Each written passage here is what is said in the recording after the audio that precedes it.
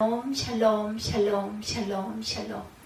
하나님 사랑합니다. 여러분 주 안에서 사랑합니다. 사사기 7장 1절에서 14절 말씀, 7장 말씀입니다. 여룻바알이라는 기드온과 그를 따르는 모든 백성이 일찍 일어나 하르셈 곁에 진을 쳤고 미디안이 지녀온 그들의 북쪽이요 모레사나 골짜기에 있었더라. 야훼께서 기드온에게 이르시되 너를 따르는 백성이 너무 많은즉 내가 그들의 손에 미디안 사람을 넘겨주지 아니하리니 이는 이스라엘이 나를 거슬러 스스로 자랑하기를 내 손이 나를 구원하였다 할까 함이니라. 이제 나는 백성의 귀에 외쳐 이르기를 누구든지 두려워 떠는 자는 길라산을 떠나 돌아가라 하라 하시니 이에 돌아간 백성이 22,000명이요 남은 자가 10,000명이었더라. 7장에는 이렇게 숫자가 너무나 많다 하는 부분으로 시작이 됩니다.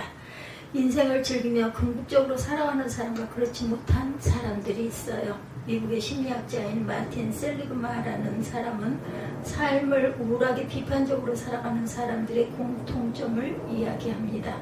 그 첫째가 뭐냐면 지나친 연구 성향입니다. 변화를 믿지 않는다는 거죠. 나는 이대로 머물 수밖에 없고 내 인생은 이대로 반복될 수밖에 없다. 내 이 잘못도 이런 행위는 고칠 수 없는 것이다. 고질병이다. 이런 이야기입니다. 즉 변화를 인정하지 않는다라는 것이죠. 또 하나는 지나친 확신 성향을 가졌다. 내가 하는 일이 다 이 모양이지 이것도 못했으니 앞으로 아무것도 못할 것이다. 라는 스스로 자기를 절망적으로 평가하는 것이라는 것입니다. 그 다음에 지나친 개인 성향, 모든 것은 나 때문이야. 그리고 근본적으로 나 자신의 문제가 있다. 라는 자괴감에 빠져 자기 스스로 완전히 불가능한 존재로 평가해버린다. 이렇게 말합니다. 이렇게 우울하고 비판적으로 살아가면서 변화를 두려워하고 용기 없이 생을 허비하면서 내가 변하지 못하니 다른 사람도 그랬으면 좋겠고 세상도 변하지 않았으면 좋겠다는 위험한 생각에 빠져서 살아간다고 합니다. 한 여인이 정신과의사를 찾아가 의사를 찾아가서 자신의 남편에 대해서 불평을 시작을 합니다. 오늘 말씀이 7장 1절부터 14절이에요. 하루도 빠짐없이 부부싸움을 하는 통에 도저히 살 수가 없다라는 것이죠. 이 여인의 불평을 들은 의사가 처방을 해줘요. 병원 옆에 신비의 샘이 있습니다. 그 샘에 물을 담아가서 남편이 퇴근하면 한 모금 마시고 절대 삼키면 안 됩니다. 그날 밤 부인은 변함없이 늦게 들어온 남편 앞에 의사의 처방대로 신비의 물을 머금고 앉았어요. 그 다음 날도 부인은 남편이 들어와 불평을 할 때마다 신비의 물을 입에 머금더니 남편은 점점 변하기 시작하더라죠. 부인은 의사를 찾아가 선생님 신비의 샘물의 효능이 대단합니다. 그 처방전 이후에 남편이 달라졌어요 라고 신나서 말을 하더라죠. 그러자 의사는 그것은 신비의 샘물 때문이 아니라 당신의 침묵이 남편을 변화시켰어 라고 대답했다고 하죠. 원인을 밖에서 찾으면 답이 보이지 않습니다. 내가 먼저 멈추면 되죠. 내가 먼저 변하면 상대방도 변한다라는 것이죠. 근데 사람이 변화를 이루려면 변화를 꿈꾸는 사람이 되어야 한다. 비전을 말합니다. 무슨 일을 이루려면 난 안 돼 하고 지 스스로를 포기하는 사람과 난 할 수 있어 라고 당당하게 맞서는 사람이 있는데 이 두 사람의 차이는 비전의 문제다. 곧 변화란 꿈이 있는 사람과 꿈이 없는 사람에 따라 그 결과가 달라진다라는 거죠. 그 다음 변화를 이루기 위해서는 두려워하지 말아라. 특별히 우리 조상들에게는 고향은 절대로 떠나서는 안 되는 것이라는 관념이 있었다고 그래요. 고향 떠나는 것 자체를 굉장히 두려워했다고 합니다. 고향을 떠난다는 것은 인생의 실패자가 되어서 아무것도 남는 것이 없을 때 떠나는 것이다 이렇게 생각을 했다는 거죠.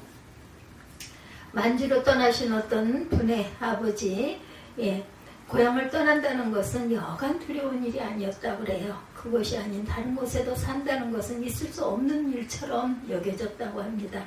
이것이 변하지 못하게 만드는 큰 장벽이었다. 변화는 그만큼 의지와 적극성이 있을 때 가능한 것입니다. 오늘 본문에 아주 보잘것없는 형편에서 성공자가 되었던 위대한 사사 기드온에 대한 이야기죠. 이스라엘은 무려 400년 동안 지도자 없이 지냈어요. 하나님께서 필요할 때마다 사사를 세워서 이스라엘을 지도자로 적군의 손에서 건져내도록 노하시죠. 그 중에 사사 기드온은 이스라엘 민족을 침공하여 7년 동안이나 이스라엘의 온갖 재산을 빼앗아 괴롭게 고통을 주었던 미디안을 쳐부수어서 승리를 이루었고 40년 동안 이스라엘 민족의 지도자로 사사로 남았습니다. 그렇지만 기드온이 처음부터 위대한 일을 감당한 것이 아니고 기드온은 일개 농부였죠. 아주 약하고 아주 작은 가문의 아주 막내 아들이기도 했다. 더 나아가 성격마저도 소심해서 미디안 사람들에게 들키지 않으려고 밀을 포도주 틀에서 타작할 만큼 겁도 많고 두려움도 많은 아주 평범한 사람에 지나지 않았어요. 그럼에도 하나님께서 그 기드온과 같이 보잘것없는 사람을 선택하여서 위대한 인물로 성공자로 이스라엘 민족에 40년 동안 지도하는 사사로 세우셨다라는 사실을 오늘 우리는 주목할 필요가 있습니다. 오늘 말씀을 잘 보면 기드온이 이런 위대한 일을 할 수 있었던 배경 속에 하나님이 그에게 보여준 것들이 있어요. 기드온에게는 이 위대한 일이라는 조건을 어떻게 이길 수 있을까 하는 걱정 때문에 잠을 못 이루고 있었던 거죠. 이 미디안이라는 조건을 어떻게 이길 수 있을까 항상 노심초사를 합니다. 그런데 어느 날 밤에 하나님께서 기드온에게 지시하시기를 미디안 진영에 몰래 내려가서 그 사람들이 뭐라고 하는지 잘 들어봐라 라고 말씀을 하시죠. 기드온이 부하를 데리고 미디안 진영에 내려가 병사들끼리 주고받는 꿈 이야기를 듣게 됩니다. 13, 4절에 내가 어젯밤에 희한한 꿈을 꾸었어. 글쎄 보리떡 한 덩어리가 대굴대굴 굴러오더니 장막에 부딪혔는데 하찮은 떡덩어리 하나에 장막이 폭삭 무너지는 것 아니겠어? 그런데 하나님께서 그 꿈을 해몽하는 친구의 입을 통해 당신의 계획을 기드온에게 듣게 하셨다라는 것이 중요합니다. 그 꿈은 이스라엘 사람 기드온이 우리 미디안과 모든 군대를 박살낸다는 꿈인데 얼마나 명확하고 구체적인 답입니까? 기드온은 하나님께서 왜 이렇게 무모한 일을 시키실까 했던 의문이 풀립니다. 잠시나마 불만을 했던 자신을 돌이켜 무척이한 미안한 마음이 든과 동시에 감사와 용기가 솟아오르게 하죠. 하나님의 의도와 뜻을 알지 못할 때 불안하고 두렵습니다. 또한 불만스럽고 한탄스럽습니다. 그러나 그 속에 있는 하나님의 계획과 뜻을 바라본다면 엄청난 은혜임을 알게 되죠. 분명한 사실은 하나님은 계획 없이 일하시는 분이 아니라는 것이죠. 아무런 의미도 없이 괜히 이 사람을 불안하게 하고 저 사람을 두렵게 하는 실없는 분이 아니라는 사실. 하나님께서 시키실 때는 불안도 은혜고 두려움도 은혜라는 분명한 사실만큼은 우리 모두가 기억해야 할 일입니다. 성경에서의 보리떡이 의미하는 바는 보잘것없는 평범한 것을 의미하죠. 짐승들이나 아주 가난한 사람이 먹을 수 있는 것이 보리떡입니다. 어디서나 쉽게 얻을 수 있는 평범하고 천한 음식. 그런데 오늘 성경이 기드온이 보리떡에 비유가 되고 있어요. 별나지도 않고 특출할 것도 없는 평범한 기드온은 오늘 우리의 개개인들을 대표하고 있습니다. 형편이 어렵다고 주의를 할 수 없는 것이 아니고 배우지 못했다고 그 사람을 하나님께서 물리치신 적은 없었다. 건강이 약하다고 하나님이 거부하시지도 않으십니다. 하나님은 보리떡을 쓰시는 분이시라는 것. 내 처지가 보리떡 같을지라도 최선을 다해서 섬기고 존중하는 믿음만 있다면 하나님은 그 사람을 통해 이 거대한 세상을 변화시키는 능력을 주신 분이라는 것. 하나님 보리떡 같은 제 인생을 쌀떡으로 바꿔 드리겠습니다. 보리떡인 내 처지가 입에 살살 먹는 케이크 같은 인생이 되면 그때 드리겠습니다. 하지 마시라는 겁니다. 다만 세상을 변화시키기 위하여 굴러가는 보리떡이 되면 돼요. 우리가 예수의 이름으로 봉사로 부르고 사랑으로 부르고 희생으로 부르고 용서로 부를 때 전도로 세상 속을 굴러다닐 때 비로소 이 세상은 변화가 된다라는 것.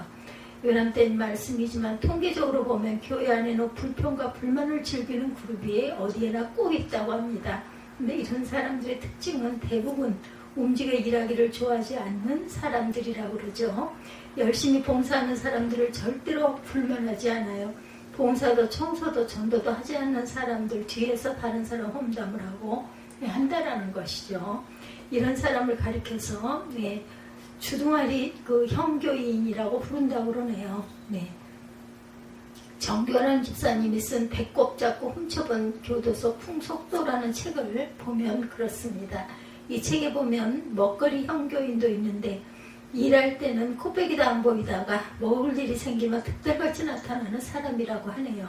이런 사람들이 어떻게 세상을 변화시킬 수가 있는가? 오늘 말씀처럼 위대한 진으로 굴러 들어간 떡이 진을 무너뜨렸어요. 구르는 떡이 되어야 한다는 것입니다.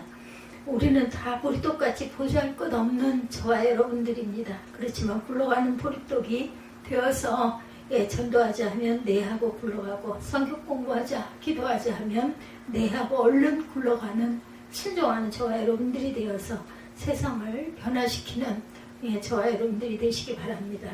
이런 모습이 될 때 우리가 기도한 대로 우리 교회가 되어진다는 사실을 믿으시고 행동하는 귀한 신앙생활을 하시는 저와 여러분이 다 되시기를 주님의 이름으로 축원합니다. 기도하시겠습니다.